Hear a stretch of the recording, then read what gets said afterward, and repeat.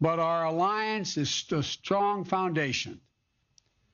I shared with our allies that I'll convey to President Putin from NATO installations and adapting to the security risks of climate change while keeping us sharp, very, very sharp on our ability to deter and defend against threats.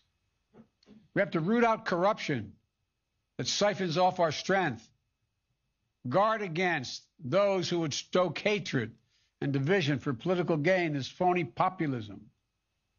This is going to be looked at 25 years from now as whether or not we stepped up to the challenge, because there's a lot of autocracies that are counting on them being able to move more rapidly and successfully in an ever complicated world than democracies can.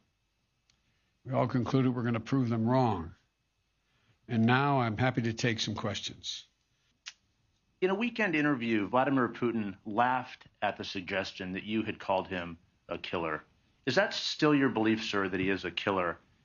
And I'll continue the trend if you don't mind of asking a second question. Do you believe if he does agree to cooperate, then what kind of a challenge do you find yourself in? How would you ever trust him? And if Ronald Reagan said trust but verify, what do you say to Vladimir Putin?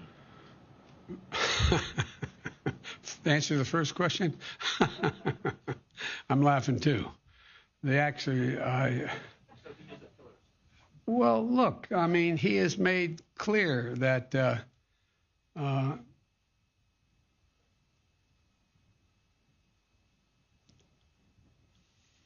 answer is, I believe he has in the past essentially acknowledged that he was, there are certain things that he would do or did do.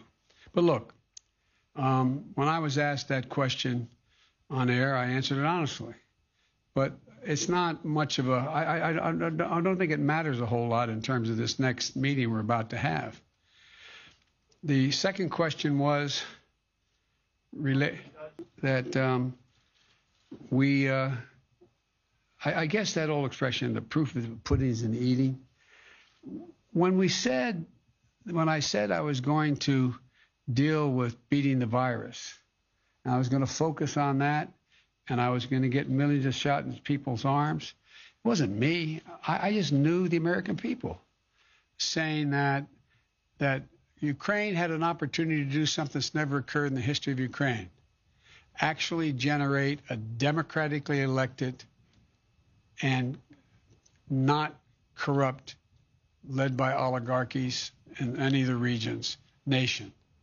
And I pointed out to them when I made that speech that they will go down in history as the founding fathers of Ukraine if, in fact, they do that.